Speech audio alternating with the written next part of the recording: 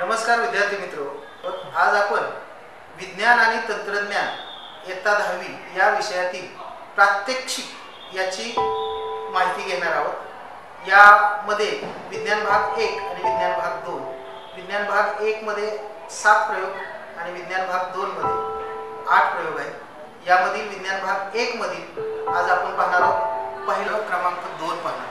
आम्ल आणि आम्लारीच्या गुणधर्माचा अभ्यास करणे हे आपल्या प्रयोगाचं नाव आहे, शीर्षक आहे। तर यासाठी आपल्याला आम्ल आणि आम्लारीच्या पुढील काही रासायनिक अभिक्रिया अभ्यासाव्या लागतील। त्यासाठी लागणारे जे साहित्य आहे, तर मी साहित्य सुरुवातीला परत सांगतो एकदा।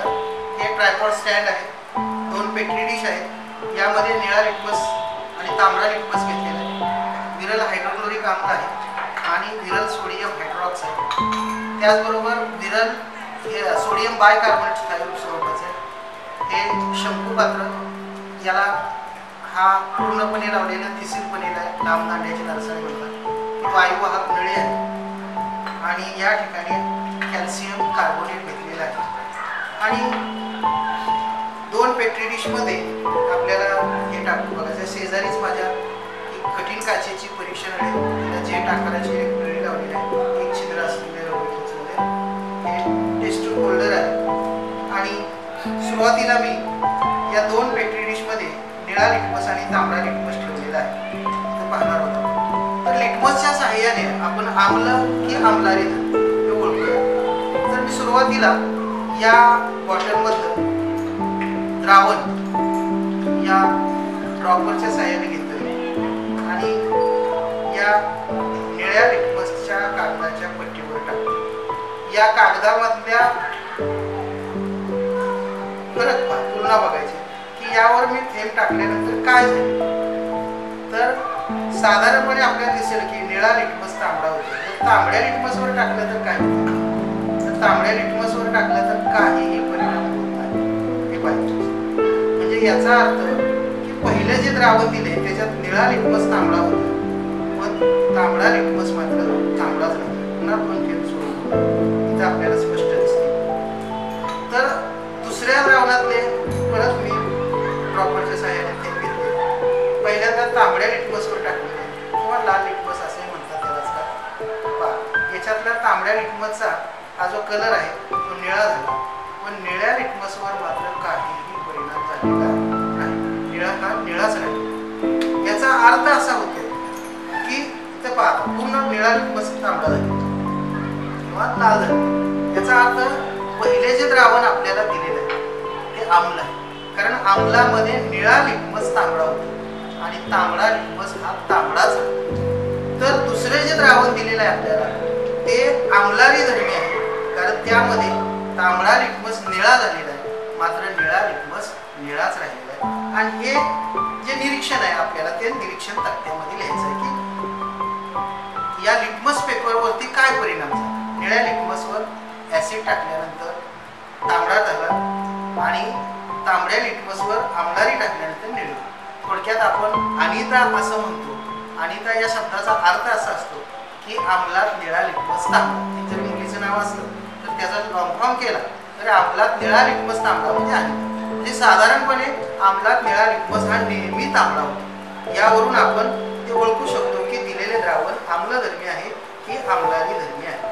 त्यानंतर आपल्याला दुसरी रासायनिक अभिक्रिया बघायची की ही कठीण काचेची परीक्षण आहे। यामध्ये जस्ताच्या पट्टीचे तुकडे घेतलेले, पावडर सुद्धा मिळते, पावडर घ्यायची किंवा बारीक बारीक पट्टीसारखे जे तुकडे केले ते तुकडे घ्यायचे आणि यामध्ये ऍसिड ओतायचं। आता हे ऍसिड जे आहे हे आपण थिसल पनेलच्या सहाय्याने ओतू शकतो आणि डायरेक्ट पण ओतू शकतो। आता मी इथे डायरेक्ट ओततोय कारण विरल ऍसिड आहे।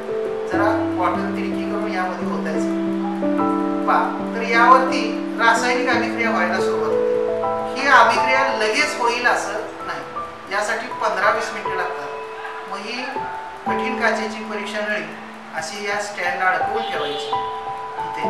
एक 15-20 मिनिटांमध्ये जर आपण तीव्र ऍसिड घेतलं तर रासायनिक अभिक्रिया पटकन होते आणि त्याचा स्फोट होण्याची शक्यता असते, होतो। पण विरल ऍसिड घेतलं तर रासायनिक अभिक्रिया सावकाश होते। मग माचीच्या साहाय्याने थोड्या वेळाने यातला वायू किंवा हवा असेल बाहेर पडली, माचीच्या साह्याने जर पाहिलं असं पेटलं तर थोड्या वेळाने या ठिकाणी असं निळसर ज्योतीने जळताना दिसेल. ते काय जास्त कालावधीमध्ये चालतं, ही रासायनिक अभिक्रिया चालू आहे. यावरून आपण सांगू शकतो की जस्तावर जर हायड्रोक्लोरिक आम्लाची अभिक्रिया केली तर झिंक सल्फेट झिंक क्लोराईड तयार होतं आणि हायड्रोजन वायू मुक्त होतो आणि तो निळसर ज्योतीने जळतो. आता हे आपण असंच ठेवून देऊया. थोड्या वेळाने काय होईल, याच्यावरती अभिक्रिया होईल ती आपण नंतर पाहूया. त्यानंतर आपल्याला बघायचं आहे की सोडियम हायड्रॉक्साईड किंवा सोडियम हायड्रॉक्साईडची अभिक्रिया या पद्धतीने आपण पाहू शकतो. यावरती टाकतो सोडियम हायड्रॉक्साईड ही जास्तावर टाकली तरी रासायनिक अभिक्रिया होते आणि हायड्रोजन वायू मुक्त होतो. म्हणजे थोडक्यात धातूवर आम्लाची अभिक्रिया होऊन हायड्रोजन वायू मुक्त होतो. Zn plus twice HCl is given ZnCl2 plus H2 hydrogen वायू मुक्त होतो. हे निरीक्षण आपल्याला निरीक्षण तक्त्यात राहायचं आहे. याचा वास कसा येतोय, याच्यातून रंग कसा दिसतोय, वायूचा बाहेर पडताना दिसत नाही, रंगही नाही, गंधही नाही आणि फक्त जळताना तो फट्ट असा आवाज करून निळसर ज्योतीने जळतो. ही थोडी थोडी रासायनिक अभिक्रिया या ठिकाणी चालू झालेली आहे. त्यानंतर आपल्याला बघायचं आहे की जर आपण सोडियम कार्बोनेट आपण एका शंकुपात्रात घ्यायचं, सोडियम कार्बोनेट असेल, हे या पद्धतीने मी घेतोय, चमचे आहे, लक्षात येत असेल.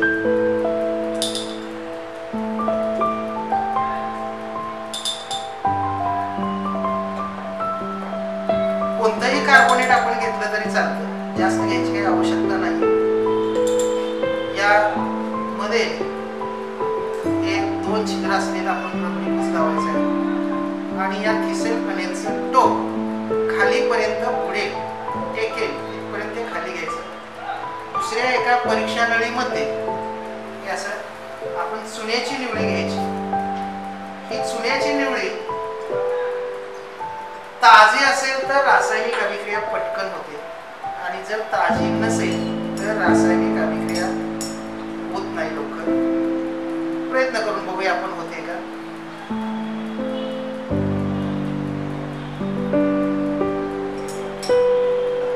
या बाजूचं टोक त्यामध्ये बुडेल इथपर्यंत चुन्याची निवडी घ्यायची.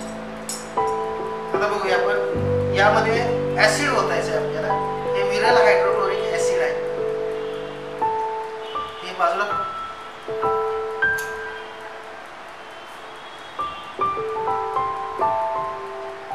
या बाजूला लगेच बुडबुडे येताना दिसतात आपल्याला परीक्षा वेळेत. सुरुवातीला यातली हवा बाहेर पडते, नंतर याची रासायनिक अभिक्रिया होऊन बाहेर पडणारा वायू आपल्याला दिसतोय का, नाही दिसत. याचा अर्थ तो रंगही नाही. वास येतोय का, नाही, म्हणजे गंधही नाही. आणि मग या चुन्याच्या निवळीवर या वायूचा परिणाम होतो आणि काही वेळाने ही चुन्याची निवळी आपल्याला दुधी झालेली दिसून येते.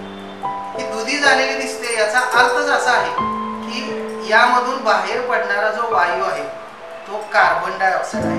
कारण कार्बन डायऑक्साईड मुळे चुन्याची निवळी दुधी होते.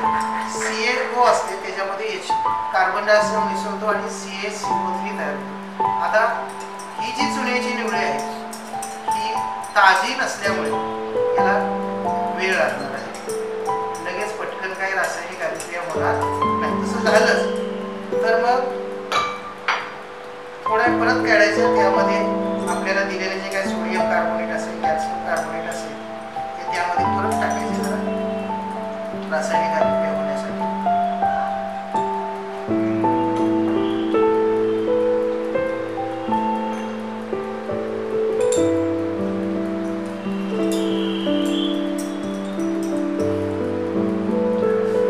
सोन्याची निवळी काय झालेली आहे, दुधी झालेली. ही जर रासायनिक अभिक्रिया आपण बराच वेळ चालू ठेवली तर पुन्हा दुधी रंग नाहीसा होतो आणि रंगहीन सोन्याची निवळी तयार होते.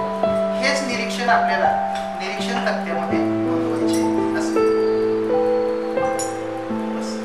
आता निरीक्षण तक्ता जो आपला असेल तो कशा पद्धतीने असेल तर पहिल्यांदा निरीक्षण तक्त्यामध्ये आम्ल आणि आम्लारीचा लिटमस पेपरवर होणारा परिणाम तो लिहायचा आहे. त्यानंतर जस्तावर होणारा आम्लाचा परिणाम म्हणजे हायड्रोक्लोरिक आम्लाचा हायड्रोजन वायू मुक्त होतो. सोडियम हायड्रॉक्साईडचा म्हणजे त्यामुळे रासायनिक अभिक्रिया होऊन हायड्रोजन वायू मुक्त होतो. त्याचबरोबर जे काही कार्बोनेट दिलेले आपल्याला सोडियम कार्बोनेट देतील, कॅल्शियम कार्बोनेट देतील, ते कोणतेही असेल त्यावरती ऍसिड टाकल्यानंतर त्याच्यावर झालेला परिणाम अभ्यासाचा आणि त्याची निरीक्षणे आपल्याला निरीक्षण तक्त्यात नोंदवायचे असतात. ते खालीलप्रमाणे असतात की बाहेर पडणारा वायू हा रंगहीन गंधहीन असतो आणि त्यामुळे चुन्याची निवडी जर दुधी झाली तर तो कार्बन डायऑक्साईड असेल. फट्ट असा आवाज करून पेट घेणार असेल तर तो हायड्रोजन वायू असतो हे सिद्ध होतं आणि याच्या